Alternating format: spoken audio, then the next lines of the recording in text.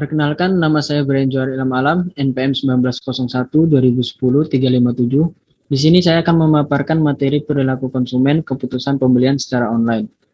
Pertama, saya akan menjelaskan terlebih dahulu apa pengertian dari keputusan pembelian. Keputusan pembelian merupakan kegiatan individu yang secara langsung terlihat dalam pengambilan keputusan untuk melakukan pembelian terhadap produk yang ditawarkan oleh penjual.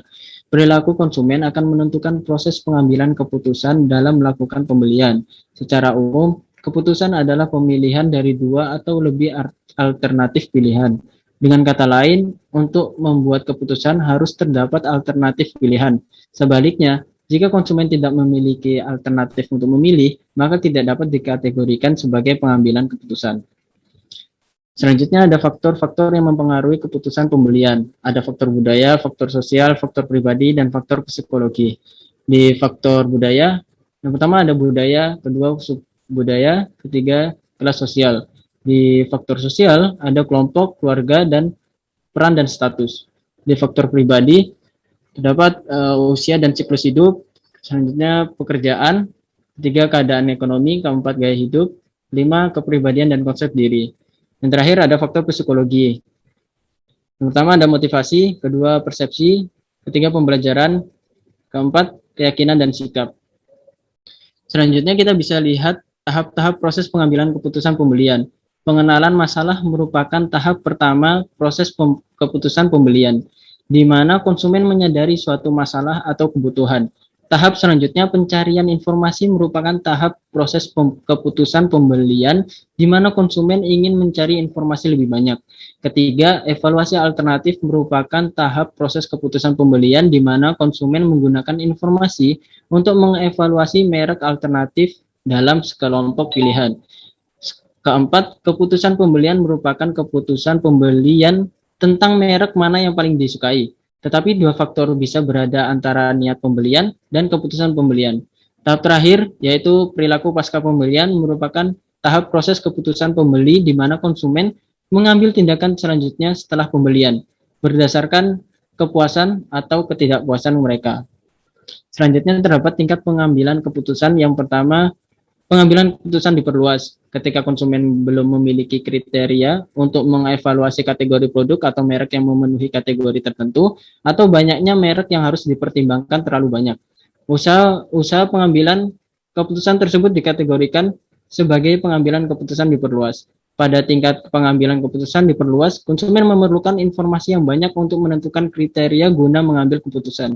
Kedua, pengambilan keputusan terbatas. Di tingkat ini, konsumen telah menentukan kriteria dasar untuk melakukan evaluasi kategori produk dan berbagai merek untuk kategori produk tersebut. Pencarian informasi tambahan tentang masing-masing merek ditujukan agar pilihan menjadi lebih baik. Ketiga, perilaku respon rutinitas. Pada tingkat ini, konsumen telah memiliki beberapa pengalaman terhadap kategori produk dan kriteria telah ditentukan dengan baik. Dalam beberapa situasi, konsumen melakukan pencarian informasi untuk sedikit menambah informasi atau sebaliknya cukup menggunakan pengetahuan yang telah dimiliki. Dimensi keputusan pembelian. Pertama, pemilihan produk, kedua, pemilihan merek, ketiga, pemilihan waktu, dan keempat, pilihan metode atau cara pembayaran.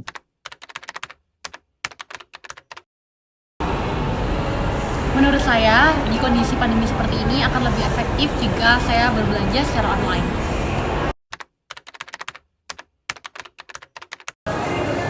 Menurut saya, positifnya dari berbelanja secara online itu yang pertama, itu efisiensi waktu, karena kalau misalnya kita belanja online kan kita itu menghemat waktu, jadi kita nggak perlu menuju ke tempat offline-nya atau store-nya, gitu, menghemat waktu banget kan. Jadi kita bisa buka laptop atau buka HP.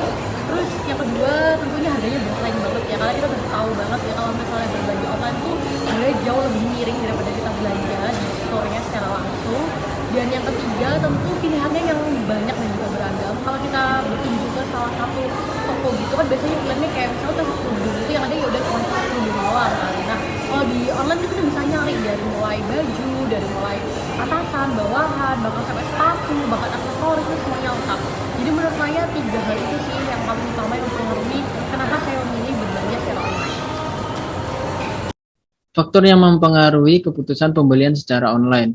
Dari hasil wawancara tersebut, keputusan membeli secara online dipengaruhi oleh efisiensi untuk pencarian, seperti waktu cepat, mudah dalam penggunaan, dan usaha pencarian yang mudah.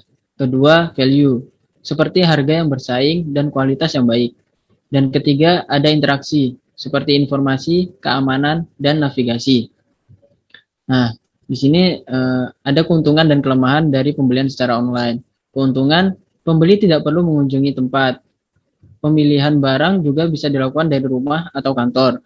Ketiga, hemat waktu. Keempat, pembeli dapat membandingkan harga produk yang ingin dibelinya secara tepat dan cepat untuk menemukan harga yang paling murah. Untuk kelemahannya, kualitas barang biasanya tidak sesuai keinginan. Rentan juga terdapat aksi penipuan. Sering juga terjadi kerusakan dikarenakan media pengiriman. Rentan aksi pembobolan rekening karena pembayaran dilakukan melalui internet. Dan terakhir, kelemahannya yaitu waktu kirim yang lama. Sekian yang bisa saya paparkan untuk materi perilaku konsumen ini. Terima kasih.